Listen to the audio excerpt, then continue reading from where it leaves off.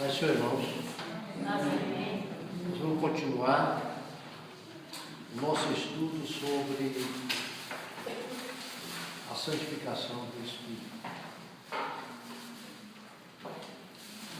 E nós vamos ver o início na segunda carta do apóstolo Paulo aos Coríntios, no capítulo 7, e no versículo 1 está escrito: Ora, amados, pois que temos tais promessas, 2 Coríntios, capítulo 7, versículo 1. Ora, amados, pois que temos tais promessas, purifiquemo-nos de toda imundícia da carne e do espírito, aperfeiçoando a santificação no temor de Deus. 2 Coríntios, capítulo 7, versículo 1. Então nós estamos continuando a ver a preocupação da palavra de Deus acerca da purificação da imundícia da carne e do espírito. O apóstolo acrescenta: aperfeiçoando a santificação no temor de Deus. Então a Bíblia nos mostra que o nosso espírito tem que ser retirado dele toda a imundícia. O salmista diz de uma forma muito clara: em pecado eu fui gerado. Quer dizer, nós vivemos num estado pecaminoso. E dentro desse estado pecaminoso, mesmo Deus oferecendo-nos a oportunidade, através de Jesus Cristo, com perdão dos nossos pecados, ao sermos perdoados, ao sermos lavados com o sangue de Jesus, nós temos que tomar uma posição de vida diferente. Porque a partir do momento que recebemos Cristo, que recebemos a salvação, que recebemos o perdão dos nossos pecados, nós começamos uma nova vida espiritual. E a Bíblia diz que devemos viver em novidade de vida. E a primeira coisa dentro de nós, ou seja, o de principal no ser humano, para entrar nesse processo de vida nova, é o nosso espírito. É o nosso cuidado exatamente com o nosso homem interior. Porque a Bíblia, ela é bem clara. Quando Jesus, no capítulo 23 do Evangelho de Mateus, a partir do versículo 23, Mateus 23, a partir do versículo 23, Jesus vai mostrar exatamente que havia uma grande preocupação com o exterior, sendo o interior desprezado. E o Senhor Jesus ataca exatamente aqueles líderes religiosos. Ele começa dizendo: ai de vós, escribas e fariseus, hipócritas, pois dizimais a hortelã, o endro e o cominho, e desprezais o mais importante, o juízo, a misericórdia e a fé. Deveis, porém, fazer essas coisas, isto é, vocês devem continuar dizimando, e não omitir aquelas. Veja bem, existem pessoas, o assunto não é dízimo hoje, mas o texto aqui fala também disso. Existem pessoas que são dizimistas. Existem pessoas que exteriormente eles têm uma demonstração muito grande de fé, mas eles desprezam parte. Aqui a Bíblia diz que desprezam o juízo, a misericórdia e a fé. E Jesus disse: olha, vocês devem fazer estas coisas e não omitir aquelas. Vocês devem ter fé, vocês devem observar o juízo, vocês devem ter misericórdia, mas também continue a dizimar. Então Jesus aqui fala tranquilamente acerca das coisas que nós devemos continuar a fazendo sem desprezar as outras. Se Jesus fosse contra o dízimo, como algumas pessoas dizem, ele aqui ia dizer: vocês parem com isto, vocês façam somente isso. Mas ainda continua, não é?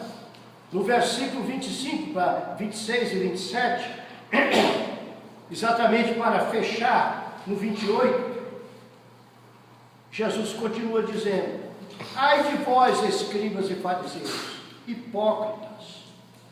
Agora ele vai falar de uma coisa material para exemplificar depois uma espiritual. Pois que limpais o exterior do copo e do prato, mas o interior está cheio de rapina e iniquidade. Está falando de coisas materiais para comparar com espirituais. Fariseu cego, limpa primeiro o interior do copo e do prato, para que também o exterior fique limpo. E no versículo 27 diz: ai de vós, escribas e fariseus, hipócritas, que sois semelhantes aos sepulcros caiados, que por fora realmente parecem formosos, mas interiormente estão cheios de ossos, de mortos e de toda a imundícia. A gente visita um sepulcro, por fora ele está bonitinho, mas nós mesmos sabemos que ali dentro só tem ossada, não tem nada que atrai ali dentro. Assim o Senhor Jesus está falando que o homem interior, ele é primordial ao homem exterior. As coisas de Deus, elas devem modificar o nosso exterior, mas em primeiro lugar elas devem modificar aquilo que está dentro de cada um de nós. Então, qual deve ser a nossa preocupação primeira? É o nosso homem interior, é o nosso espírito e a nossa alma. A Bíblia mostra claramente primeiro o interior, depois o exterior. Ao contrário, é perigoso. Perigoso eu ter uma aparência perfeita e dentro de mim estarem coisas imundas. É por isso que normalmente você pode notar as pessoas com quem você comunga, com quem você fala, com quem você está. Porque a Bíblia diz que a boca fala do que o coração está cheio. Ainda hoje eu estava conversando com alguns pastores na minha casa, e um olhou para mim e disse: olha, tal dia assim, assim, quando aconteceu fato de tal maneira, eu peguei uma 7, acho que é 7,5, coloquei dentro do carro e falei: eu vou sair agora para matar aquela pessoa. E eu peguei e fui. 765. É 765. Muito obrigado, meus irmãos. É porque eu conheço muito arma, viu? E se fui para matar. Mas quando estava próximo daquela cidade, eu recebi um telefonema de um amigo meu que é promotor na cidade que eu ia, e perguntou: você está indo para onde? Eu estou indo para tal local. e vou fazer isto. E aquele promotor falou, passa aqui para a gente conversar. Naquela hora eu olhei para aquele pastor e fui claro, a sua conduta está errada. Mas, eu digo, não, senhor, o senhor é um pastor. O senhor tem que dar exemplo. Ele deve ter se assustado comigo. Tinha outros pastores perto, até pastor que é subordinado a ele. Ficou todo mundo me olhando, porque eu não podia receber aquilo passivamente e deixar daquela forma. E falei para eles assim, mas eu sou um homem violento. Eu falei, então o senhor tem que ter autodomínio e controle próprio. Eu falei para ele, eu também sou. Só que eu me controlo, eu conto não sei quantas vezes fazendo as coisas, eu dou as costas, eu saio do local exatamente para não tomar aquela reação que eu deveria tomar. Ah, porque eu sou sanguíneo, eu sou. Eu falei, não, o senhor tem que mudar. Porque não é assim que pode ser. Então nós queremos muitas vezes ensinar a igreja uma coisa que nós não estamos vivendo. E nenhum de nós pode ser como um sepulcro caiado. Um montão de ossos dentro, podridão dentro e por fora muito bonito. Então a primeira coisa, como está escrito em 2 Coríntios, capítulo 7, versículo 1, nós temos que nos preocupar para retirar toda a imundície que está em nosso espírito. A imundície no espírito é exatamente as coisas que não são da vontade de Deus. É o pecado entre nós, é o desejo carnal, é o desejo das coisas malignas que o nosso espírito está levando exatamente para atingir as demais partes do nosso corpo. Então, a santificação deve atingir todas as atividades do nosso espírito. Vou repetir, a santificação, ela deve atingir todas as atividades do nosso espírito. Quais são essas atividades do nosso espírito? Quando nós pensamos, meu irmão, no nosso espírito, em primeiro lugar, nós temos que pensar que o nosso espírito é a sede das nossas relações com Deus. Veja bem a complicação. O nosso espírito é a sede, é a base das nossas relações com Deus. O nosso espírito é a base da nossa própria consciência. Eu não estou dizendo que ele é a nossa consciência, mas ele é a base da nossa própria consciência. O Espírito, ele é a fonte de todas as nossas intenções. Tudo isto começa no nosso espírito. É por isso que em 1 Tessalonicenses, capítulo 5, versículo 23, a palavra diz que eu tenho que santificar meu espírito, a minha alma e o meu corpo. Espírito, alma e corpo, tudo seja santificado para a vinda de nosso Senhor Jesus Cristo. Você vê que a santificação do Espírito, ela é colocada em primeiro plano, porque aqui está exatamente a base e o começo da minha vida espiritual, do meu relacionamento com Deus, da forma de eu manifestar dentro de mim a minha recepção, ou meu desprezo que eu tenho acerca de Deus. Mas pastor, desprezo de Deus? Sim, quando eu deixo de ouvir a sua voz, obedecer a sua voz e andar segundo a sua vontade, eu estou desprezando a Deus.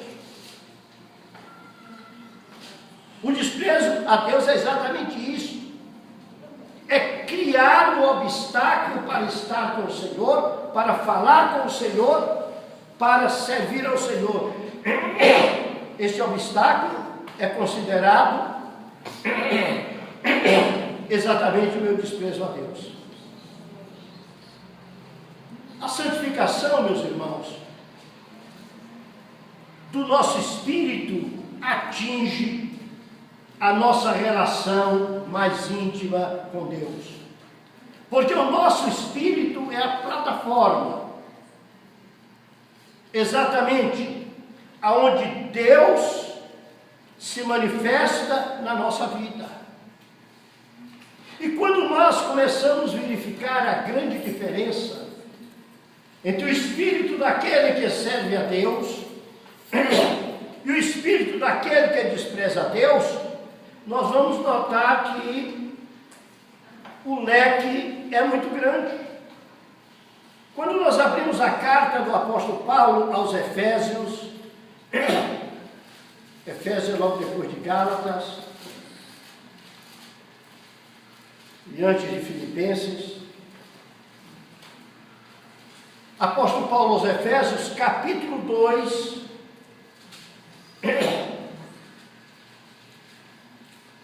acharam, meus amados? Versículos 1 e 2 está escrito: e ele vos vivificou, estando vós mortos em ofensas e pecados, e ele vos deu vida, novamente, vivificou, fez a vida tornar a vocês, fez a vida vir sobre vocês, vivificou. Então, a Bíblia nos considerava mortos, mas nós éramos mortos que estavam andando. A morte estava no sentido espiritual, estava no nosso espírito, com a separação do nosso espírito com Deus.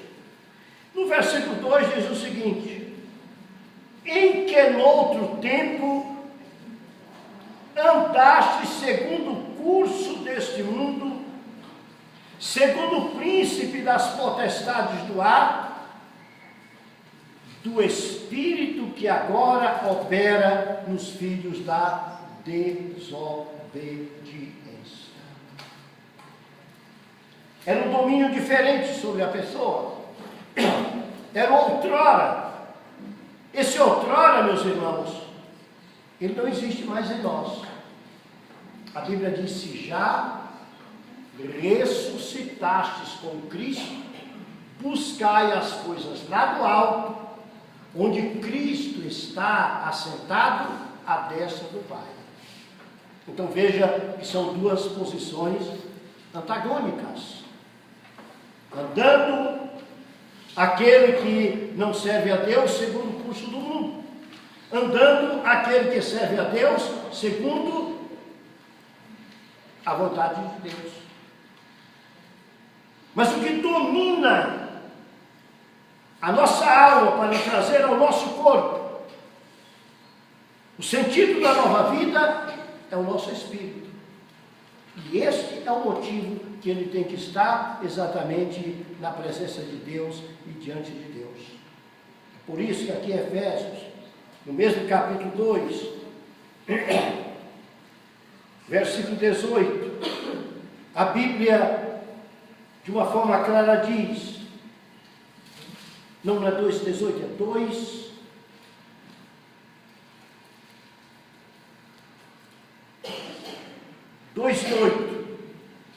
A Bíblia, de uma forma muito clara, diz: porque pela graça sois salvos, por meio da fé, e isto não vem de vós, é um dom de Deus. Quer dizer, através de uma dádiva de Deus, nós obtemos a salvação, e agora começamos esta luta espiritual para o nosso soerguimento espiritual. Mas o que é que acontece conosco? A Bíblia é muito clara. Quando a palavra de Deus diz: desperta tu que dormes, levanta-te de entre os e o Senhor te... O que é que a palavra está dizendo?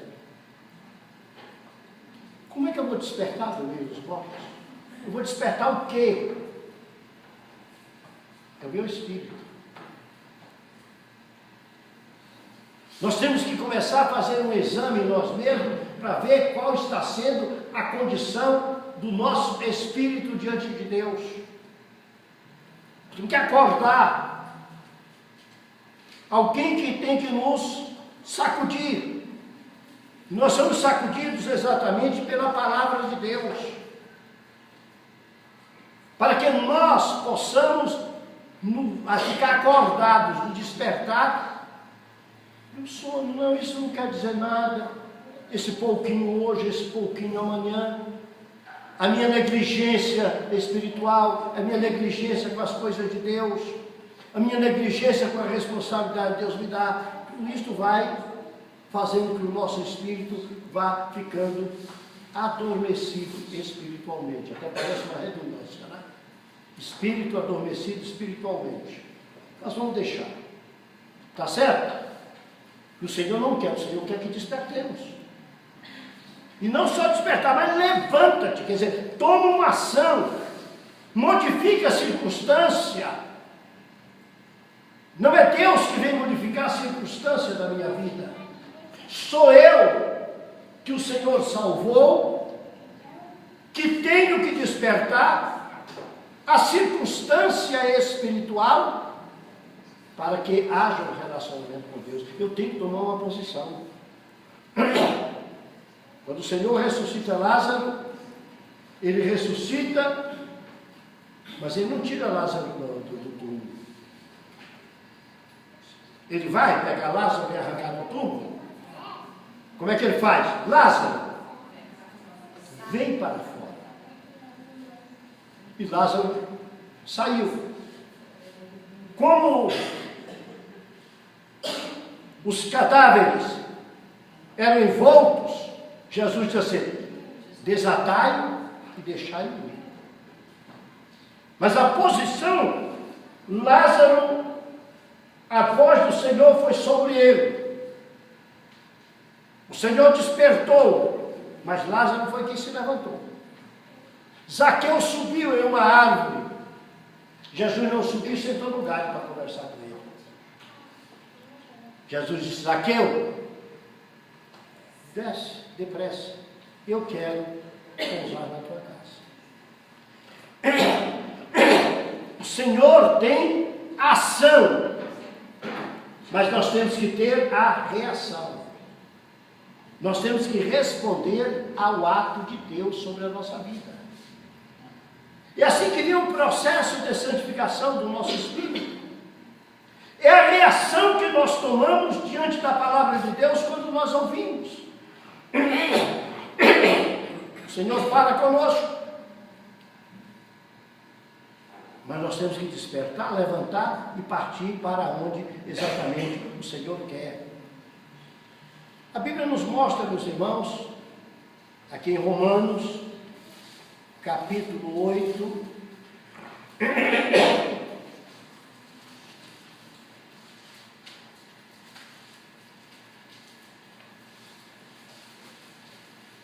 uma verdade que nós temos que tomar conhecimento para que a nossa fé seja aumentada em nosso espírito, para que o nosso espírito comece a testificar, tocado pelo Espírito Santo de Deus. Olha o que é que diz aqui no versículo, Romanos capítulo 8, versículo 18. O mesmo Espírito, o Espírito aqui está com letra maiúscula, é o Espírito Santo. Então vou chamar de Espírito Santo. O Espírito Santo testifica com o nosso espírito que nós somos filhos de Deus. Romanos capítulo 8, versículo 16.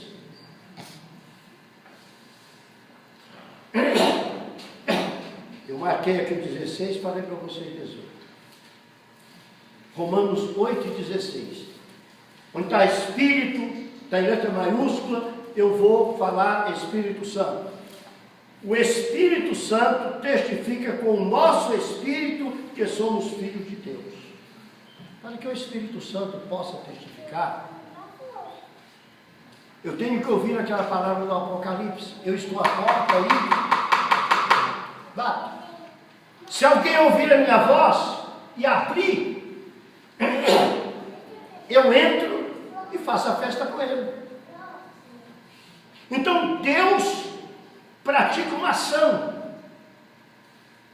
E a minha reação, ela tem que ser de aceitação à ação de Deus. Isso está acontecendo, eu começo exatamente a trilhar o momento glorioso da minha vida espiritual. Agora nós temos que ter cuidado, né, irmãos?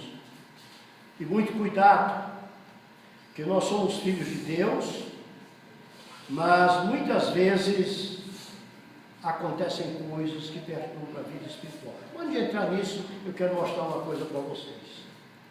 Quando a pessoa começa a andar com o seu espírito nas mãos de Deus,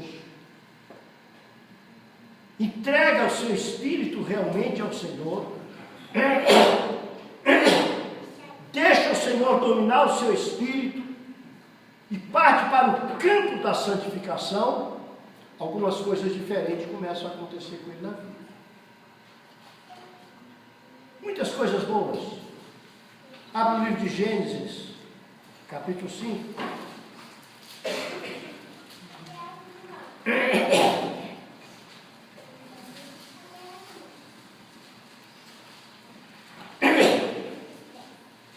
E você começa a ver as consequências daquele que ama a Deus, daquele que deixa o seu espírito ser dominado.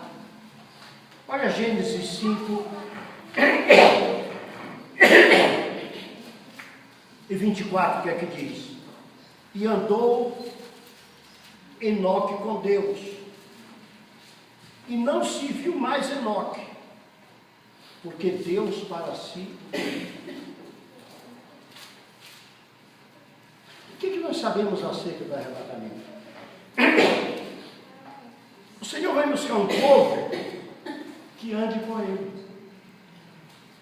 Andar com Deus é santificar o seu espírito, para que o seu espírito possa estar em contato com o Espírito Santo, e o Espírito Santo possa testemunhar ao nosso espírito a realidade da nossa filiação com Deus. A Bíblia chega no capítulo 6 e começa a contar a história da maior catástrofe já vida na humanidade, narrada na Bíblia, o dilúvio, que alguns discutem que foi parcial, outros discutem que foi total. Eu não entro no mérito, eu acredito que ele foi total, pela forma que a Bíblia fala no dilúvio. E também você vê o seguinte, você encontra fósseis de certos animais que são marinhos. Você encontra fósseis em local que você nem entende porque eles estão ali. Procuram muitas explicações, mas eu acredito que o dilúvio foi total e não foi parcial. O Senhor disse que ia acabar todo ser humano na face da terra. Então, onde tivesse um, a água chegou. Mas com toda esta luta, com toda esta confusão no capítulo 6, quando você chega no versículo 9, a Bíblia diz: essas são as gerações de Noé. Noé era varão justo e reto em suas gerações. E o versículo diz: Noé andava com Deus. Noé andava com Deus. Por que nós precisamos santificar o nosso espírito? Porque nós só poderemos andar com Deus se nós partirmos para o caminho da santificação.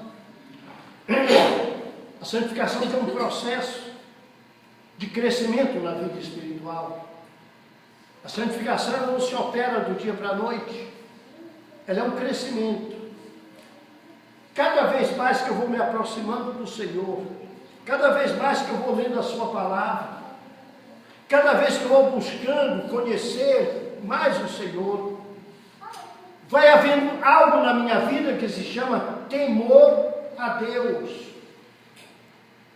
E à medida que eu me aproximo de Deus, esse temor aumenta. Porque a crença que é uma realidade, que nós estamos diante de Deus Santo, faz com que nós também busquemos a santificação. Isso eu já disse e repito, de acordo com o ambiente que você vai. Você procura se vestir, você procura se comportar, você procura saber o que você vai falar. Espiritualmente é a mesma coisa. Quanto mais você se aproxima de Deus, você se preocupa com o homem interior e com o homem exterior. Porque Deus não é o Zé Mané, como muitas pessoas pensam. Pode ser enganado por qualquer um. Deus não é um conto de fada, Deus é uma realidade. E dentro dessa realidade, a palavra nos mostra que Ele pede contas de todas as coisas. Ele pede conta. Ele não vai pedir conta daquilo que você foi perdoado e abandonou o pecado, Deus não vai pedir conta. Mas caso contrário, há uma prestação de contas. E esta prestação de contas espiritual, ela começa com o Espírito. Eu mostrei para vocês, Eclesiastes, quando diz, quando a palavra diz, ao homem está ordenado morrer uma só vez. Hebreus, quando está escrito em Hebreus, ao homem está ordenado morrer uma só vez, vindo depois o juízo. Esse juízo de prestação de contas, não é a hora que o corpo vai para o túmulo, mas é o momento que o espírito e a alma deixam o corpo e comparecem diante de Deus. Porque eles vieram de Deus, voltam para Deus. E ali naquela primeira prestação de contas, o destino já está traçado. Inferno, para a ressurreição da condenação eterna, ou então paraíso ou céu, como vocês queiram chamar, exatamente para a ressurreição da felicidade eterna. Então, quando nós estamos vivendo pensando que vamos prestar contas, a nossa forma de vida muda. É o operário que trabalha, é o funcionário que faz o seu serviço. Se ele sabe que é uma prestação de contas daquilo, ele sabe que é uma correria, é uma luta, e ele tem que estar na frente de alguma coisa. Por que a nossa vida espiritual é considerada como uma corrida? Uma carreira para se ganhar um prêmio. Isso significa o quê? Uma luta. O atleta, ele não sai de casa simplesmente porque dormiu e pega a estrada e vai correr. Ele tem uma preparação toda antes. Ah, mas aquela pessoa é muito sadia, ele pode levantar e sair correndo. Não. Ele tem que fazer um aquecimento, ele tem que fazer um alongamento, ele tem que fazer algo para correr e não se machucar na corrida. Não é isso? A vida espiritual é a mesma coisa. Nós temos que estar sempre fazendo o nosso alongamento. Nós temos que estar fazendo o nosso aquecimento espiritual. Porque senão nós vamos nos machucar espiritualmente, ao invés de alcançar o alvo proposto por Deus para a nossa vida. Então esta preocupação, ela tem que estar dentro de nós. E como ela começa a acontecer, é a partir do momento que eu começo a dar liberdade no meu espírito ao Espírito de Deus atuar dentro da minha vida. A partir daí, muita coisa começa a mudar. Começa a mudar muito. Mudando mais do que todo mundo pensa.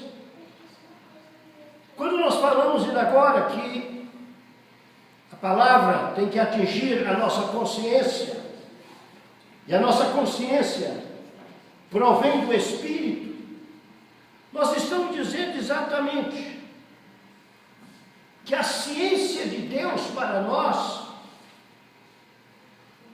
que nos traz a consciência, olha, eu vou repetir, a ciência de Deus para nós, isto é, o conhecimento que nós vamos tendo acerca de Deus, é que nos traz a consciência espiritual para a santificação.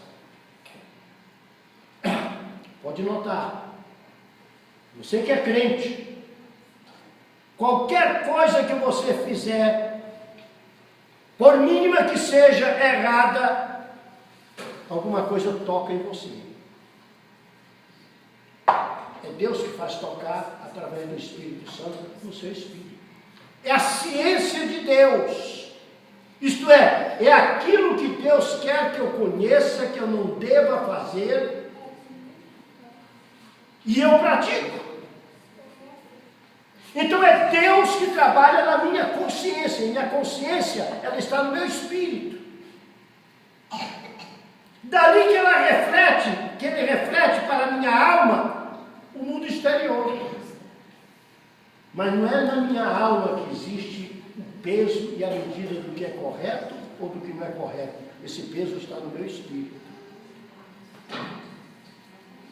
Esse meu espírito está na presença de Deus. Se ele está no processo de santificação, a ciência, o conhecimento que Deus vai me dando acerca das coisas materiais e espirituais vão atingindo o meu espírito. E ao atingir o meu espírito, pais, se manifesta a minha consciência. É por isso que a palavra de Deus diz: Deus não leva em conta os tempos da ignorância. Porque nos tempos da ignorância, eu podia ter uma consciência formada, mas aquela consciência, ela não era perfeita na ciência de Deus, ou no conhecimento de Deus, ou no conhecimento que Deus me traz acerca da vida espiritual. Então, quando há esse testemunho do conhecimento de Deus no meu espírito, eu crio a consciência espiritual. Aí eu passo a ter o quê? Temor a Deus. Então aquelas pessoas que não oram, aquelas pessoas que não jejuam, aquelas pessoas que não leem a palavra, aquelas pessoas que não buscam na igreja o ensinamento, eles vão se tornando o quê? Pessoas sem consciência espiritual. Porque vai haver um afastamento de Deus, da sua palavra, do seu ensinamento e daquilo que realmente ele vive. Veja o seguinte, no livro de Romanos,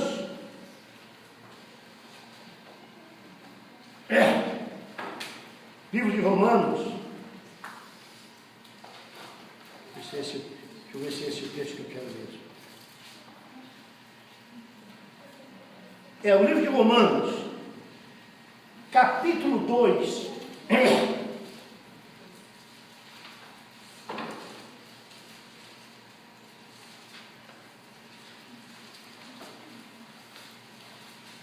o apóstolo Paulo começa a falar àqueles que lideram o judaísmo, mostrando-lhes que eles não tinham a consciência espiritual que Deus queria, a ciência de Deus. Ele diz assim, versículo 17, eis que tu que tens por sobrenome judeu, e repousas na lei, e te glorias de Deus, e sabes a sua vontade e aprova as coisas excelentes, sendo instruído por lei. Olha o versículo 9, como começa a dizer. E confias que és guia dos cegos, luz dos que estão em trevas. Aqui está falando exatamente com aqueles que ministram. Instruidor dos nécios, mestre de crianças, que tens a forma da ciência e da verdade da lei. Tu, pois, ensinas a outro e não te ensinas a ti mesmo. Tu pregas que não se deve furtar, mas tu furtas. Tu dizes que não se deve adulterar, mas tu adulteras. Tu que abominas os ídolos, tu comes o sacrilégio. Tu que te glorias da lei, desonras a Deus pela transgressão. O que a Bíblia está mostrando aqui? É um conhecimento que não atingiu o espírito. É o sepulcro caiado. É aquelas pessoas que estão todo dia dizendo uma coisa, mas eles não estão vivendo porque só passam a viver quando o Espírito atinge exatamente a nossa vida. Então eles são pessoas que não têm consciência espiritual. Mas quando nós abrimos a carta de Paulo a Tito, primeira carta de Paulo a Tito,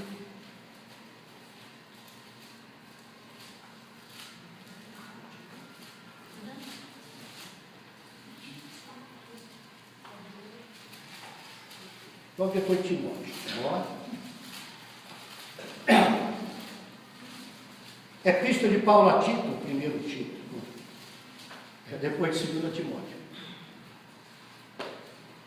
Acharam? Tito? Capítulo 1,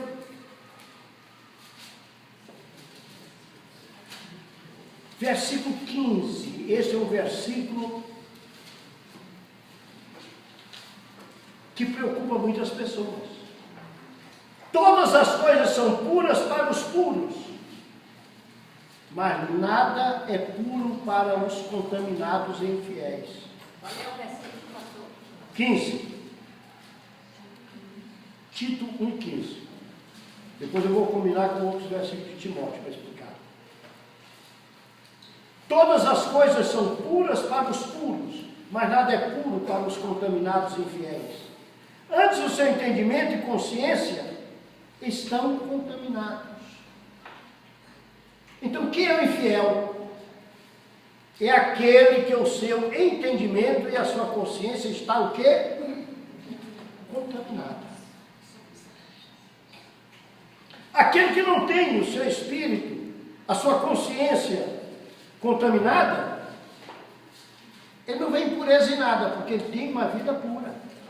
E é o que Timóteo vai explicar aqui na primeira carta de Timóteo agora, capítulo 4.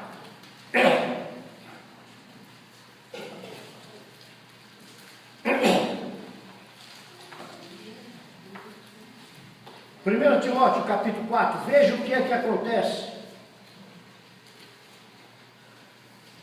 Mas o Espírito expressamente diz que nos últimos tempos apostatarão alguns da fé, dando ouvidos a espíritos enganadores e a doutrina de demônios. Aqui não está falando com incrédulos, aqui está falando exatamente de pessoas crentes, pessoas que deixaram a verdade para dar ouvido à doutrina de demônios. Ainda 1 Timóteo, capítulo 1.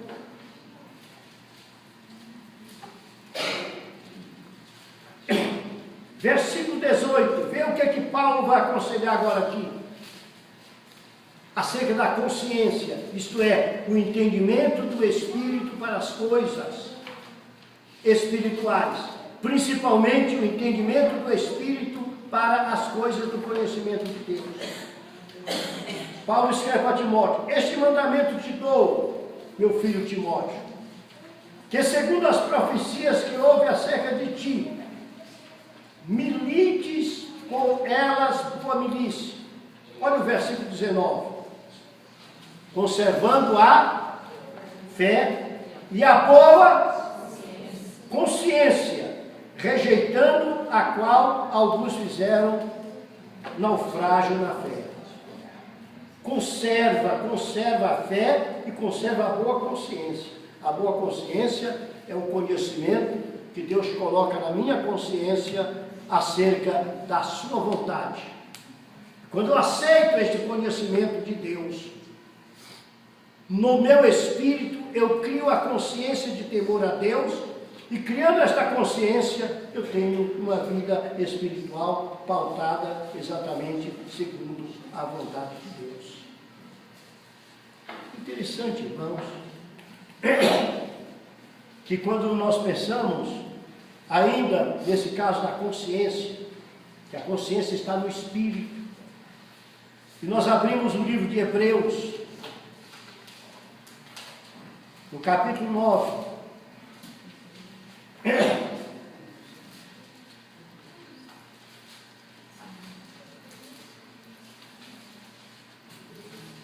versículo 14, a Bíblia vai nos mostrando um caminho especial para aquelas pessoas que ainda não se libertaram da consciência maligna, ou mesmo já tendo entregue os seus espíritos nas mãos de Cristo.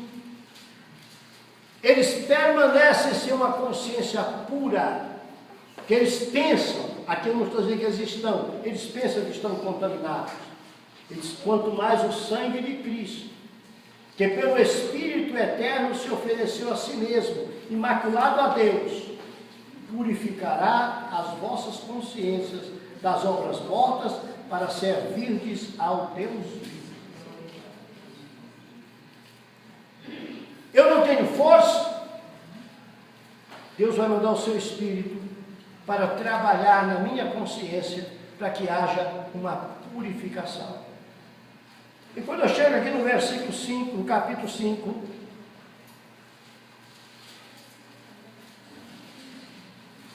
de Hebreus,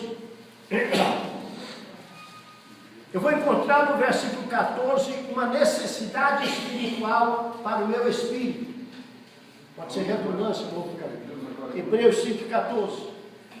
Olha o que é que diz a palavra. Mas o mantimento sólido é para os perfeitos.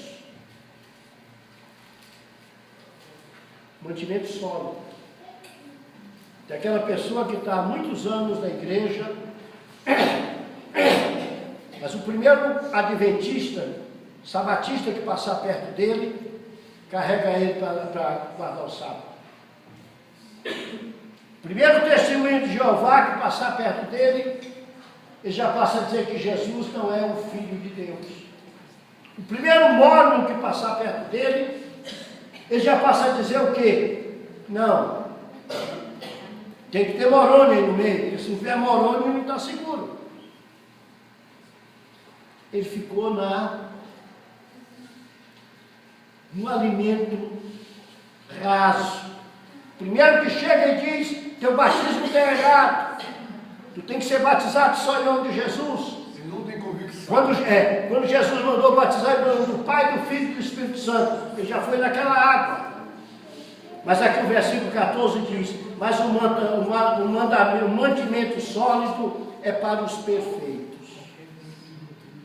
Aquele que cresce no Espírito diante de Deus, ele pode se alimentar da palavra de Deus de uma forma segura, de uma forma forte. É como você pegar uma criancinha recém-nascida e dar uma feijoada para ela. Então tem gente que fica adulto e não consegue comer uma feijoada. Aqui nós tínhamos um menino que acho que tem uns 10 anos, filho da Brausete. Um dia chegou para a gente e disse assim, meu filho não come nada, só coisa líquida. Mas, não, só é líquido. Eu falei, nós vamos orar por esse menino agora, ele vai começar a comer. Graças a Deus, ela põe ele no Face comendo carne, comendo não sei o quê, ele compra os pastéis ali na cantina, a mãe dele compra e diz, pastor, já estou comendo isso, já estou comendo aquilo. Mas ele não comia. Se não houvesse uma ação sobre ele, eu sei que Deus agiu na hora da oração, ele ia ficar velho só tomando coisa líquida. Ela vai dizer, eu não sei como esse menino vai viver. Mas a partir daquele dia, ele comeu, ele fez careta, mas foi comendo, já está se alimentando. Ela falou, como é que está o menino? Não, ele já está comendo quase tudo. E assim tem crente que não quer crescer espiritualmente. Se acostuma com a mamadeira. Se acostuma só com a mamadeira. Porque a mamadeira não trabalha só. Tá? Mas o crente não. Ele tem que receber um mantimento sólido para se tornar perfeito. Os quais, em razão do costume, têm os sentidos exercitados para discernir tanto bem como mal. Se eu não crescer espiritualmente, eu não vou conhecer a ciência de Deus. E se eu não tiver o conhecimento de Deus, o meu espírito não vai ter uma consciência espiritual como Deus quer, recebendo o temor de Deus para trazer a modificação total na minha vida. Tá certo? Então a consciência santificada ela é pura. E ela só é sensível diante de Deus. Porque nada atinge. Ela está guardada no Senhor. Muitos irmãos ainda são perturbados com o passado. O seu espírito, a consciência que está no seu espírito, ainda não penetrou nos mistérios de Deus, que eles andam com o passado que condena, eles andam assustados com o passado. Eles não acreditam que houve alguma coisa.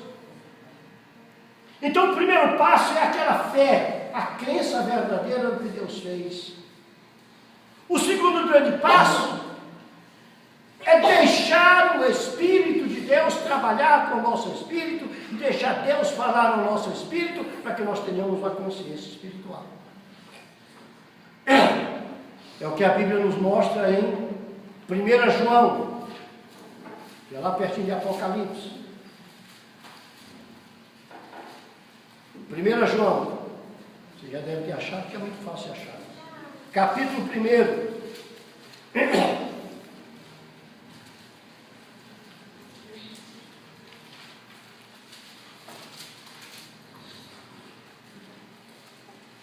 Vamos ler a partir do versículo 5.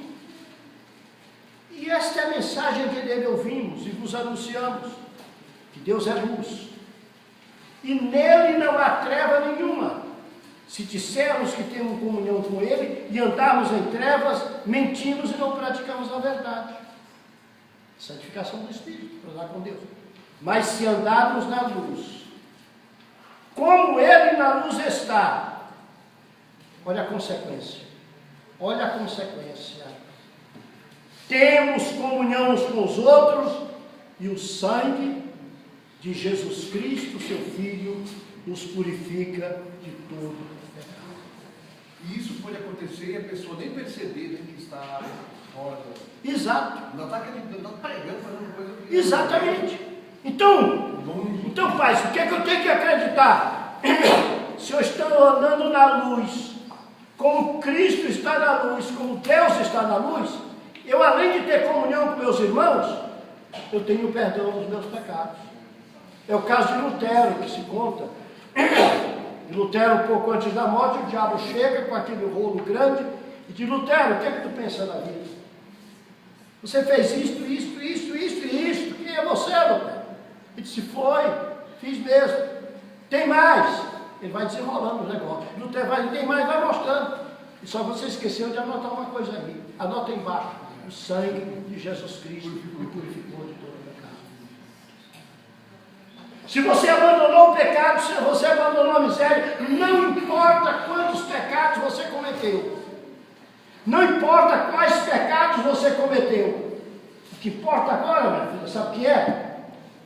Como você está diante de Deus, como o teu espírito está se relacionando com Deus.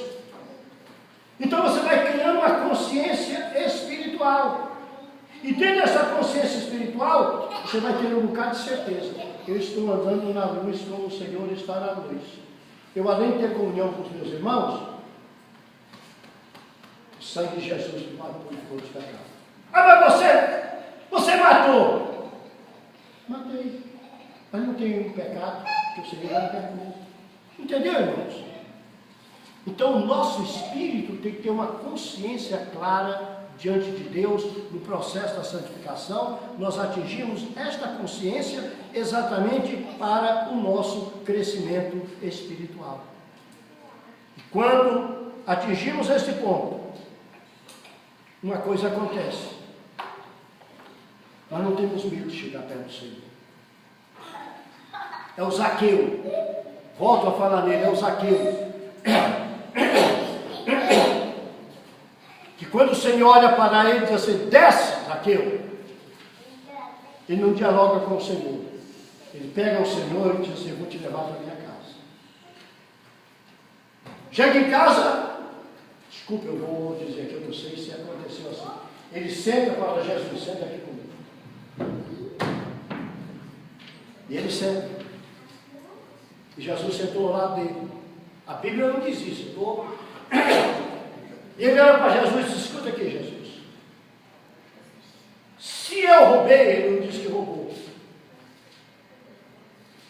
devolver tudo, eu vou acabar com tudo isso. Na minha vida não tem mais isso. Se eu defraudei alguém, eu vou devolver 4 vezes mais. O que houve na vida de Zaqueu? A consciência espiritual foi despertada. E ele diz assim: eu não quero mais passado.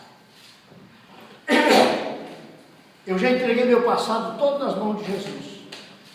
Ele já perdoou todos os meus pecados. Então meu espírito é santificado. Agora, cabe a mim, cabe a você, cabe a cada um de nós conservar a santificação do nosso espírito, porque está escrito: espírito e alma e corpo sejam conservados exatamente em santificação para o dia da vinda de Cristo. Não é só purificar, não é só se santificar, é conservar. É ter um cuidado de não deixar sujar mais. Mas se por acaso sujar, a consciência espiritual vai tocar em você. Aí o apóstolo João diz: filhinhos, não pequeis. Mas se pecares, tendes um advogado diante do Pai, Jesus Cristo, o justo. Filhinhos, não pequeis. Mas vocês são fracos. Eu não quero que vocês sejam levados para o inferno. Eu sou advogado de vocês diante do Pai. Jesus disse, é como se não tivesse vendo Jesus dizer: eu sou o advogado de vocês diante do Pai. Advogados, aquele que chama para si o problema do outro para solucionar. Jesus, o nosso advogado. Senhor, muito obrigado por esta noite. Muito obrigado pela tua palavra. Muito obrigado pelo teu Espírito, Senhor. E conserva a tua bênção na nossa vida. Ensina-nos a viver em santificação diante de ti. Amém, Jesus.